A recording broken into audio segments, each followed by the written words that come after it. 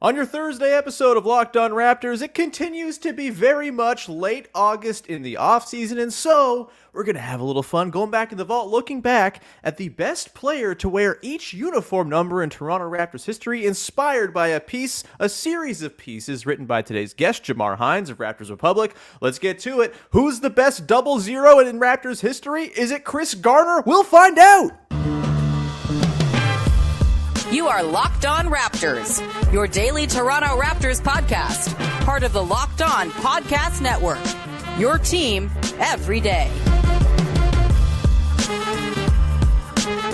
Hey, what's going on? And welcome to another episode of Locked On Raptors, part of the Locked On Podcast Network, your team every day. It is Thursday, August the 31st. September is nearly upon us, which means the month in which Media Day and training camp begins is upon us as well. It's very exciting, but we're still deep in the off season, so we got a little fun stuff planned for today to get you through the slog of non-basketball times. Either way, I'm your host, Sean Woodley. I've been covering the Toronto Raptors now for 9 seasons on various platforms. Soon, I will get to say I've been covering them for 10 seasons, which will make me feel very, very old. You can find me over on Twitter at WoodleySean. You can follow, subscribe to, rate, and review the podcast for free on your favorite podcast apps and on YouTube each and every day. And of course, come hang out in our Locked On Raptors Discord. The link is in the description of the podcast. We got a great little community building around the show. We're going to have a fantasy league or 5 going into this season as well, which will be tons of fun.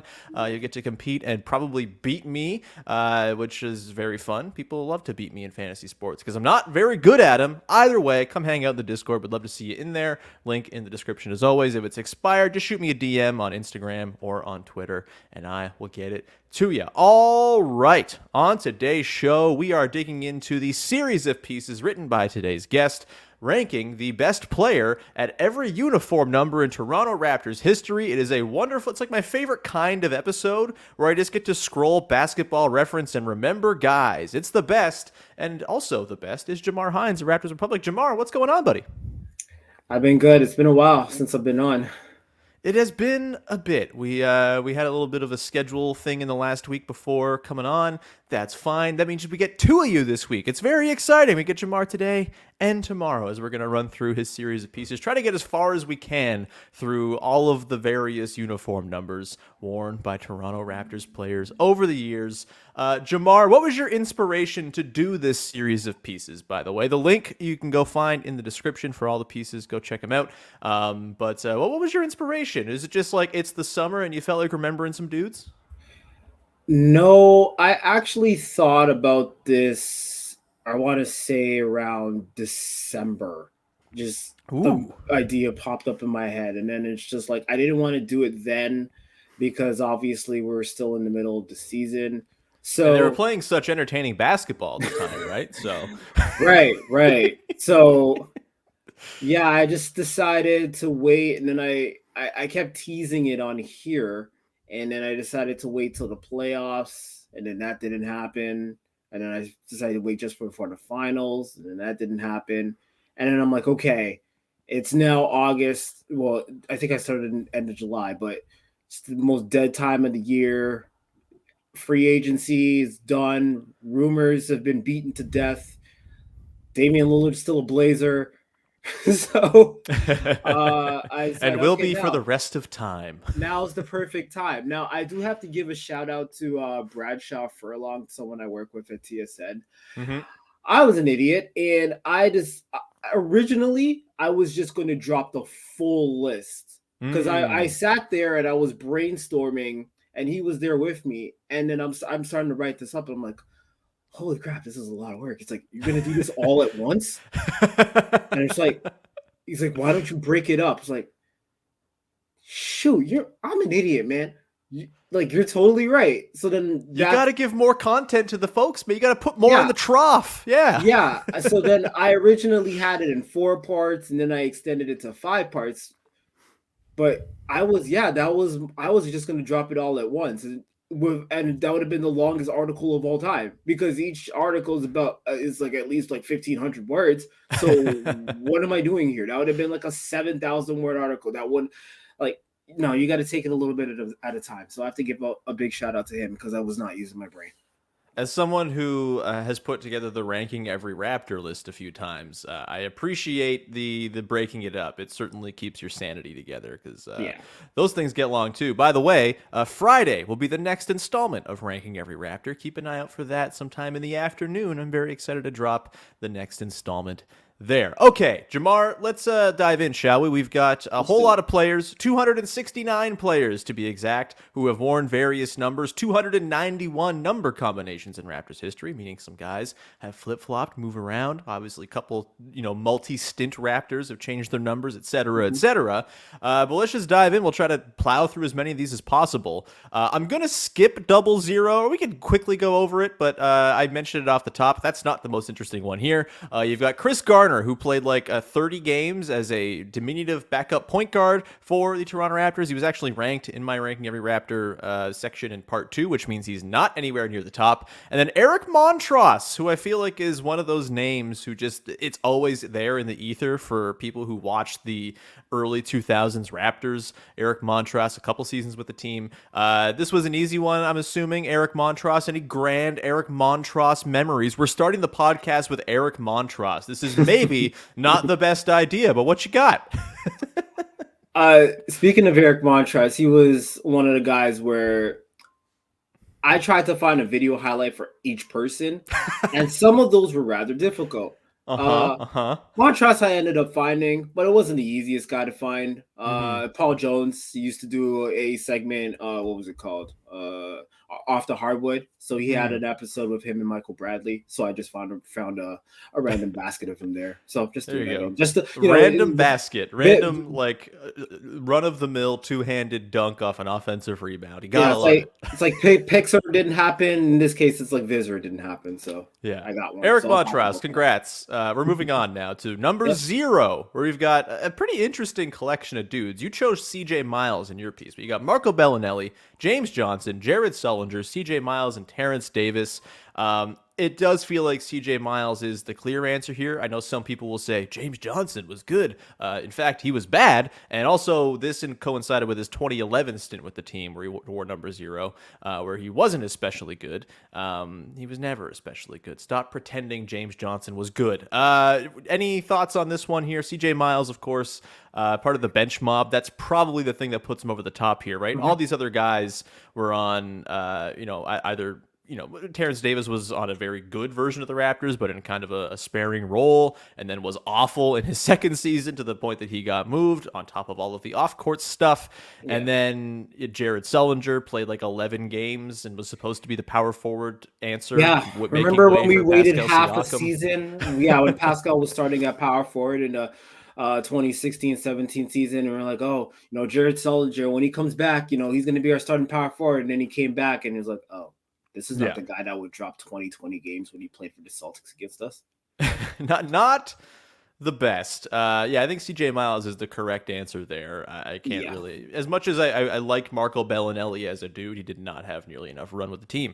Let's go to number 1, which is interesting because obviously Tracy McGrady is the answer here. Like, you can't really argue with that, I would say, but there are a lot of dudes who have worn the number 1 for the Raptors. I think the exact number is something like 13. Tracy McGrady, Chris Childs, Chris Jeffries, Rod Strickland, Omar Cook, PJ Tucker, Primoz Brezic, Roko Ukic, Jarrett Jack, Justin Dentman, Dominic McGuire, Jason Thompson, Patrick McCaw, Paul Watson, Armani Brooks, Goran Dragic, and Will Barton. Any of those guys not named Tracy McGrady that you had like, you know what, it would be fun to put this guy first even though it's wrong. Like, who would you have as the second best guy of this bunch? Because it's an interesting cast of guys who did some stuff but were never especially good. Is it Chris Childs?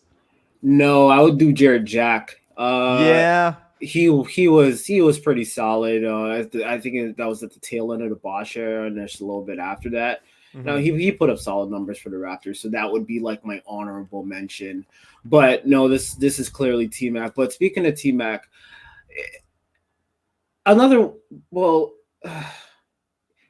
reason why he's one, or I guess people would expect him to be one, is, and it's kind of a pet peeve. You see those annoying who's the best Raptors of all time. There'll be like 6 different options, and people still have T-Mac there. Yeah, it's I'm not crazy. talking. It's truly insane. Yeah, it's insane. It bothers me so much. But no, outside of that, Tell me you didn't actually watch the Raptors or haven't watched the Raptors without telling me you haven't watched the Raptors. Yeah. I know, but T-Mac was blossoming in the 2000 season, and it's kind of a shame that they lost him. And he kind of regretted leaving. He's talked about that before. We just got a little taste of him and Vince playing together, and yeah. What could have been? Oh well. Yeah, and like don't kid yourself. He was good with the Raptors, but he was nowhere near the player he ended up becoming. And I think it's actually stealing valor for Raptors fans to be like, Tracy McGrady was amazing for us. No, he was fine. And Butch Carter hated him, and maybe that's why he didn't get the run that he maybe one of the deserved, coolest numbers with him though, because he was splitting minutes in guard and forward, and dude averaged nearly 2 blocks a game on the wing in that 2000 season. That's really was really cool, man. Yeah, that's really hard to do on the wing. So that was impressive. For sure. We're going to come back. We've got 3 numbers done. We've got 98 to go. We will come back on the other side and start breezing through these a little bit more. Before we do that, however, got to tell you about our friends over at FanDuel, who are the #1 sports book in all the land. You got to go check them out because right now is a wonderful time as you're getting ready for NFL season with incredible offers from FanDuel, America's #1 sports book. Right now, new customers can bet $5 and get $200 in bonus bets guaranteed. Plus, all customers who bet $5 will get $100 off NFL Sunday Ticket from YouTube and YouTube TV. That's an incredible deal. Sunday Ticket is not cheap, and this is just an amazing way to get $100 off of your NFL Sunday Ticket for the 2023 season. Now is the best time to join FanDuel. The app is easy to use, and you can bet on everything from spreads to player props and more. So visit FanDuel.com/lockedon and kick off the NFL season with an offer you won't want to miss. We know Jamar is going to want to watch his Bengals and his Panthers, I think, and he's going to want this Sunday Ticket offer. You should too. FanDuel, official partner of the NFL. All right, we continue on here. You have the 2 teams down. That is correct. I knew I had the something close. I knew the Bengals. I wasn't totally sure about the Panthers because why would anybody care about the Panthers, huh? I'm kidding. They were cool with Cam Newton and at a time and all of that. We're not here to talk about the NFL, though. We're here to talk about weird Raptors esoterica. Let's go to number 2. The best Toronto Raptor to wear number 2. Obviously, Kawhi Leonard. We know this, but this is a really fun number in Raptors history. Some interesting dudes, some fun little stat factoids. You've got Oliver Miller, who, of course, led the charge for the Raptors alongside Damon Stoudemire in the game over the 72-win Bulls. That was super fun. You got Vashawn Leonard, who I thought was a delight to watch and was a really cool player for a long time. An NBA 2K wizard or NBA Live 05 wizard. You just throw him in, he's going to hit 50% of his threes. It was great. You got Gennaro Pargo, who was in the NBA for it feels like 35 years. Derek Martin hitting maybe the biggest 3 in Toronto Raptors history before the year 2013, keeping that streak that we all really cared about alive way back in the day. You got James Johnson again. You've got Landry Fields, of PlayStation Portable commercial or PS Vita commercial fame. You've got PJ Tucker, Nigel Hayes, the franchise's all-time leader in field goal percentage, 2 for 2. Can't beat that. You got Jalen Harris as well. Was there anyone here other than Kawhi Leonard who piqued your interest, not as number 1, but potentially as a number 2 runner-up honorable mention type? I mean, there's a sizable gap here, but just a little bit. I don't know, like Vashawn Leonard maybe. But quick note about Oliver Miller. He was one of those Raptors that wore numerous numbers. So he was wearing 25, no 30. Oh, Jesus, I think he was wearing. I get mixed up sometimes. I think he was wearing number 30 the first year of the Raptors where they beat the Bulls, and then he switched to 2. But he was better at 30. Yeah. I actually gave some serious consideration, but we'll get to that. We'll get to Oliver Miller 2.0 a little bit later on. Let's go to number 3. Another interesting collection of dudes, a lot of them not great. You got Tracy Murray, I believe in his second stint with the team. You got OG Anunoby. You've got another James Johnson. You've got Nando DeColo. You've got Kyle Lowry back in 2013. Gary Forbes, for whom the Raptors received Kyle Lowry in a trade. Marcus Banks, Hassan Adams, Juan Dixon, Lauren Woods. I mentioned Tracy Murray, Haywood Workman, now a ref, Mark Baker, one of my favorite weird Raptors of all time, the guy who played exactly 2 career NBA minutes after plugging his way through 7 weird leagues to make it to the NBA. Age 29, played 2 minutes in a loss to the Wizards and never played again. Chauncey Billups, Jean Tabak. Kyle Lowry did not get the call for you here. It was, in fact, OG. No. I think that's right because Kyle only had the 1 year as number 3. But is Kyle the number 3 in Raptors history? That was confusing phrasing, but I think you get where I'm going here. After OG, is it number 3, Kyle Lowry, back from 2012-13? I would agree so. Probably, he probably put up the best numbers out of everybody else on that list. Mm-hmm. But obviously everybody remembers that Kyle as shoot, I can't. Yeah, there you go. There's my finger. Yes. You remember him as number 7, not number 3. So I'm gonna give that number to OG. Yeah, it's a damn shame Kyle's not going to be number 1 when we get to 7 on account of Andrea Bargnani. But by the way the cookie crumbles. This is the last iteration of James Johnson. You wear 3 different numbers, 0, 2, and 3. So no more James Johnson talk. Thank God. But that is the cock it back and damn it, I forget the phrase. Cock that joint back and bang on him. That's it. Yes, he was wearing number 3. That was probably the best of James Johnson wearing number 3. Yes. Let's go to number 4. Chris Bosh, obviously the answer here. Yep. Scottie Barnes, of course, early in his career, there's a chance. Rondae Hollis-Jefferson could have been this if he just did what he does for FIBA at all times for the Raptors. You got Lorenzo Brown. You've got Luis Scola, who is the closest embodiment of my own pickup game, 2016 Raptors Luis Scola. You got Jelani McCoy, Sharon Wright, Vincenzo Esposito, Michael Stewart. Bosh is obviously it. What would you peg as like the likelihood, the odds that Scottie Barnes one day supplants Chris Bosh as the best number 4 in Toronto Raptors history, Jamar? That's going to take a lot. He's going to have to be the number 1 guy for a number of seasons and have some sort of success and be an all-star and probably an all-NBA player that Bosh was. I mean, there's a lot of ground to cover for Scottie to catch up with Bosh. We not too long ago we had the conversation of your top 5 Raptors, and this Pascal past Bosh. I think he has at this point. But it's gonna take a little bit of a while for Scottie, but it's possible. It is possible.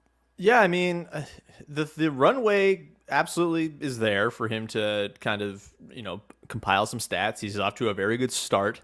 I think we're probably going to get a pretty good idea this year of whether Scottie Barnes has a chance of kind of jumping into those sort of upper echelon of Raptors history. Obviously, it's not going to be the be-all, end-all. He's 22. It's not going to be like this season is do or die. He must be a star or he's bad. But, you're in year 3. You got to start sort of compiling and tracking down Chris Bosh at some point. And this will be, I think, a pretty telling year as to whether or not that's going to happen. Let's go to number 5. You had Jalen Rose as the pick here. Pretty easy, I'd say. There is one active Toronto Raptor who wears number 5. That's Precious Achiuwa, of course. Other names include Bruno Caboclo, Damari Carroll, Austin Day, John Lucas III, Jared Bayless. I'm just helping you out with your hoop grids right now by naming all these guys. I was about to mention this. This is just hoop grids has been really popular over the last month, especially a few weeks ago. You're just giving them all the content. We're happy to help people and their brain worms and helping them to remember guys. But yeah, Precious Achiuwa right now is the lone active number 5, the lone guy with a chance of potentially supplanting Jalen Rose as the best number 5 in Raptors history. What odds would you peg at that? What's your optimism level of Precious Achiuwa? Obviously, crowded front court. Last year was a weird up and down season. There were some nice highs. There were some real lows. Not the season that he put together the year prior that had us all very, very excited, frothing at the mouth even over the potential of Precious Achiuwa. I think role player duty is probably where he's bound, but you can be a very good role player for a long time and move yourself up into upper echelon territory. It's not like Jalen Rose was any great shakes for the Raptors. He was just the best they had at that time, outside of Chris Bosh and the very end of the Vince Carter era. Where are you at with Precious Achiuwa's chances of maybe becoming that best number 5? 5 is attainable. Precious just needs to be consistent over a few seasons and put up some consistent numbers and we can contribute to winning. Get to the playoffs again or something like that. I mean, for 5 is attainable. 5 is not a high bar to reach. Rose, no.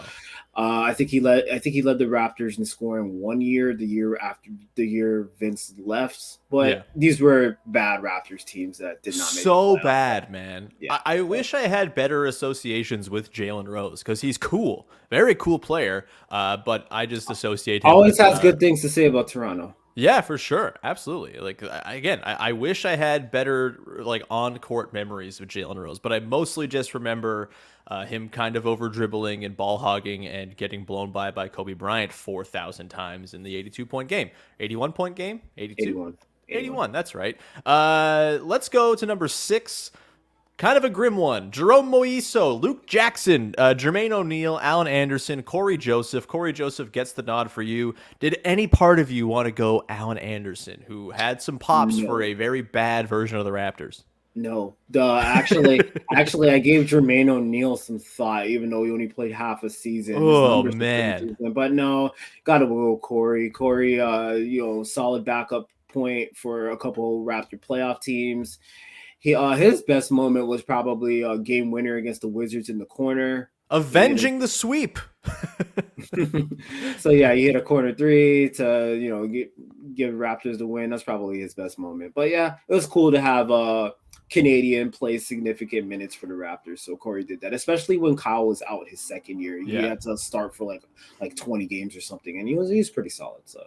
He was kind of the first, like, with all due respect to Jamal McGlure, Corey Joseph was kind of the first, like, impactful Canadian on the Raptors, right? Like, that was cool to see. He had himself some moments. By the end, I think it was time to move on. They had the Fred VanVleet and the DeLon Wright kind of up-and-coming core of guards. But, shout out Corey Joseph. He was fun. Cool having him on the team, and I think he's still in the NBA. Good for him. Number 7, obviously Kyle Lowry. Let's go for who's number 2. You've got Alvin Robertson. Led the team in scoring in the first ever game. Was a big part of that inaugural team. Benoit Benjamin, Clifford Rozier, D. Brown, Keon Clark, Nate Huffman, Andrea Bargnani. Is it just Bargnani by like accrual of numbers? I kind of hate it, but I kind of think that's right. Yeah. I mean, Bargnani. Obviously, he didn't meet the expectations, especially being a number 1 pick. But he did have a season where he was averaging over 20 a game. So it is Bargnani. But shout out to Keon Clark because I'll never forget that dunk over Sean Bradley where I don't even know. Well, it was one of those throw-in dunks, but the extension over like a 7'6" guy, and he had like such long limbs and everything. That was spectacular. That was one of my favorite Raptor dunks in game. The official position of Locked On Raptors is that those are not dunks. Like throw-in dunks are actually floaters. Really? Congrats to Blake Griffin what's floating? What's floating in that? It's putting the ball in without touching the rim. You float the ball in. It's a more aggressive kind of floater. But like I think Dwight Howard won a dunk contest throwing it in. Nope. Okay. It's not the layup contest. It's not the floater contest. For dunk contests, I'm more picky about that. But I see what you're saying. But I mean, it's over 7. It's a jump shot, man. It's a stylized jump shot. All right. This is my strongest opinion I'm going to have all day. We're going to come back on the other side, get into numbers 8 through whatever we can get through here on part 1 of our look back at the best player at each number in Toronto Raptors history. Before we do that, however, just a reminder, go check out Locked On Blue Jays. The Jays won yesterday, but they still drive me crazy. They're probably driving you crazy too if you're a Jays fan. So go check out Craig Ballard as he is documenting the crazy, digging into the injuries and the managerial choices and the pinch running controversies and all the stuff that make this Blue Jays season just so darn fun. Go check out Locked On Blue Jays wherever you get your podcasts and on YouTube. All right, let's go to number 8. This is, again, pretty obvious, I'd say. You've got Jermaine Jackson. You've got Jose Calderon. You've got Bismack Biyombo. You got Jordan Lloyd, Malachi Flynn, Sam Decker, and Ron Harper Jr. The last three guys, I guess Flynn and Harper, in theory, stand a chance of one day grabbing the title if things really turn around here. It's obviously Calderon at number 8. Did you give any thought to either Bismack Biyombo for his delightful one season in Toronto, or to Jordan Lloyd for just being in the Kawhi Leonard crouching in the corner photo, one of the most indelible images in Toronto Raptors history? I did give Bismack a shout out for that season. I totally forgot which number Jordan Lloyd wore. And for Calderon, the video selection, I mean, there's a lot of different choices I could have picked for Calderon, but just to show how his competitiveness is fired. My favorite clip from Jose is I think it was the height of the Celtics Big Three era. Kevin Garnett is just being incredibly annoying, just clapping in his face, talking trash and all that stuff. And then Jose, I believe he sets up a three the other way, and then he just starts talking right back to KG. I thought that was just awesome. It was at a point where the Raptors are expected to get punked by the Celtics. And the fact that, you have Jose going right back at KG, who was still, in kind of MVP fashion at that time, I thought that was really cool. So that was my clip that I picked. Jose rocked. Honestly, right now, I know he was not the greatest defensive player in the world. That's fine. But if you could pull any Raptors point guard from history, and it's not Kyle Lowry because he's the obvious answer, but if you could pull any Raptors point guard and put him on this version of the team to enhance this version of the team, Jose's the guy. Like, he would be awesome with this version of the team, with the amount of defensive insulation he would have, not having to be on the ball all the time. He could, do his catch and shoot 3-point shooting thing. He could do his 99% from the line thing. Man, would have been that'd be nice. Can we get Prime Jose on this team? That would be very, very cool. Let's go to number 9. This is obvious. Serge Ibaka by a mile. The rest of the competition, not much of it. Tony Massenberg, Sharon Wright, Roy Rogers, Cornell David, Rick Brunson, Pop So, Maceo Baston, Joey Dorsey, Rasul Butler, rest in peace, and DJ Wilson. Let's just talk about Serge for a sec. Serge rocks. He might be like a top 5 all-time Raptor for me when it's all said and done. Like, he's just, I never expected the joy that Serge Ibaka would bring to Toronto. It was like kind of a trade at the time in that 16-17 season where the Raptors were kind of spinning their wheels, looked like it was maybe going off the rails. It was kind of an awkward fit with Jonas. They made it work. Obviously he ended up being so pliable and versatile and open to playing in different roles, and was an instrumental cog in the championship run. Had what about scarves and the whole how hungry are you thing and everything he had going on. Just an absolutely delightful player to watch. He's the kind of player I think you watch sports for, to have on your team. Any thoughts on Serge Ibaka, the clear best number 9 in Toronto Raptors history? He's probably the most fun player in Raptors history. In just terms on like anything on the court, off the court. Joy elicited per day. I actually went to Indiana during the Raptors franchise best 15-game win streak. I should have had my scarf with me. I bought a scarf because at that time, that was when it's in. I have this elaborate scarf that I've only worn once, and it was at that game. And they won. And that was like the late comeback, right? Where Serge hit the 3? No, that was the game before because they played them twice. Oh, you went to Indiana. I went to Indiana, and I was it was just because we went on back then we used to go on road trips like every year, and Indiana happened to be the year, and they won that game too. And then I remember obviously I didn't see that being there, but he had an encore interview afterwards on ESPN, and they were asking him about drip and who has the most money on the team. And he's like, I don't do drip. I don't do fashion. I do art. Yes. The best. Oh my gosh. Serge is amazing. And you saw how much he was loved. I'm wearing a WNBA hoodie. WNBA was in Toronto over the summer, and Serge was there, and the ovation he got once he was announced was incredible. So yeah.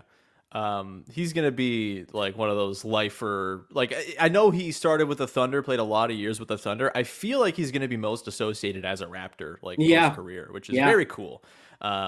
God, I love Serge Ibaka, the best. I was wearing his jersey on the beach in Tofino, British Columbia, and I felt like a damn king while I was on vacation.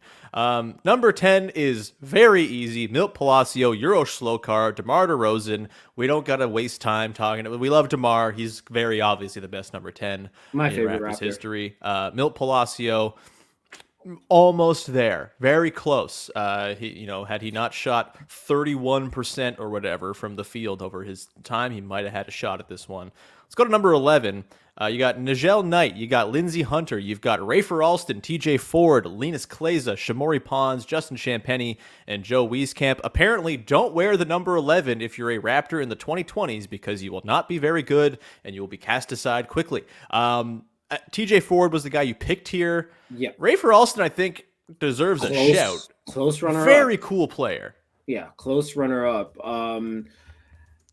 It's weird because I wanted to get Rafer on this list. We're going to get more into Rafer at number 12 because he also wore that number. Yeah. But unfortunately, he got beat out at 2 different spots. But TJ, you have to remember, Rafer was cool. Obviously, and one, skip to my Lou. But you have to remember, TJ kind of got here for a reason because Rafer was given the starting keys, and then they figured out that was not going to work, and then they traded Charlie V for TJ. Who was a more reliable point guard, and obviously TJ got supplanted by Jose. But that's kind of all you need to know that this was TJ's spot. But very cool player. Rafer was very fun to watch. Yeah, like Rafer, cool player. I'm not sure if good player would really sum up his his time with the Raptors. TJ Ford was legit good, and I will never tire of hearing Chuck Swirsky call him the fastest player in the NBA. The best. Let's go to number 12. We have a couple more here to rattle through, and then we'll push the rest to the next part as we will get into more sparingly used numbers in Toronto Raptors history. Number 12, you mentioned Rafer Alston. He's there. Donald Whiteside. John Thomas, my first favorite Toronto Raptor. Wrote a piece about it for Raptors.com back during the pandemic. You can go check that out. Michael Curry, Andre Barrett, Rasha Nesterovic, Ronald Dupree, Trey Johnson, and O'Shea Brissett. You picked Rasho here. I think that is right, as only he and John Thomas of all these players played more than one season with the Raptors. Rasho, of course, had a couple stints. This covered his 2007 through 2010 stint with the Raptors, in which he was just like rock solid, man. Love me some Rasho. Yeah, he was a starter for that resurgent playoff team in 07. And this is the other part of Rafer because he wore 12 his first stint with the Raptors when he was a rather unknown and came in 10-day guy, right? Yeah, that was the season where the Raptors lost like 55 or 57 games, and then they ended up getting Chris Bosh. So he came and played a few games, but no, that number belongs to Rasho. So basically, Rafer's kind of a runner-up in both cases, but sorry.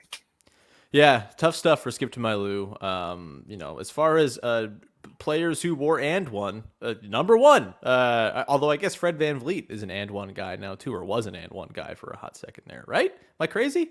Am I wrong? I can't remember. Or is and one still a thing? I don't know. Let's go. And one's done though, pretty much.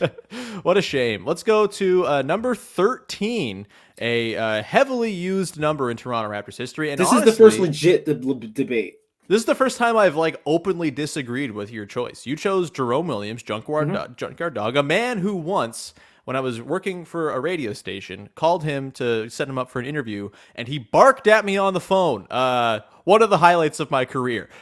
You picked Jerome Williams. Also on this list, Doug Christie, Mark Jackson, Mike James, Linton Johnson, Patrick O'Brien, David Anderson, Sebastian Telfair, Dwight Bikes, Malcolm Miller, David Johnson. I think the two you're looking at here, maybe three if you want to include Mike James because of how weird and delightful that one season of Mike James was, are Doug Christie, Jerome Williams, and Mike James. And I actually disagree with Jerome Williams. I think Doug Christie is the clear answer here.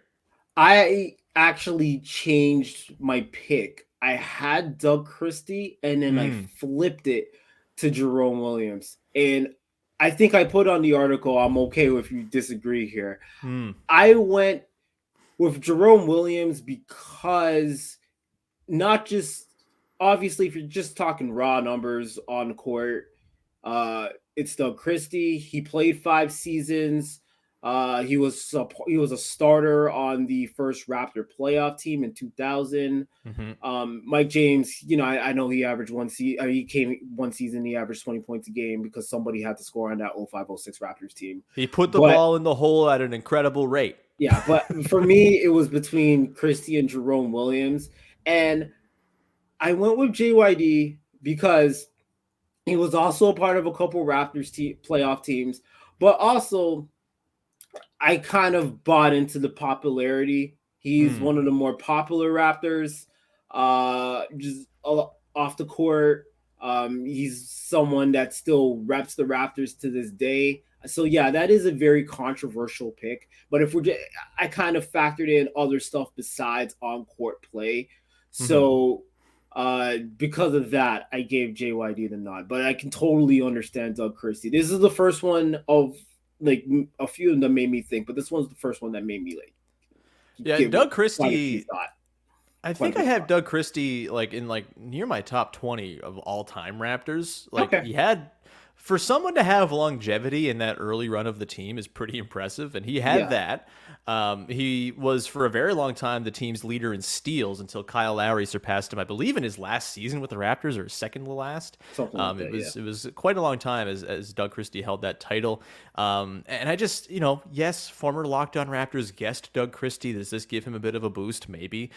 But I just think he was a real backbone of that team early on, and I think he gets forgotten because those teams were so crappy. But if he were on like a better version of the team, if he was on like the Chris Bosh version of the Raptors or was there for the 2001 team, I feel like Doug Christie would be more fondly remembered. He's kind of a victim of being on some really, really awful teams that Isaiah Thomas was running into the ground and all That's of that. also fair. That's also fair.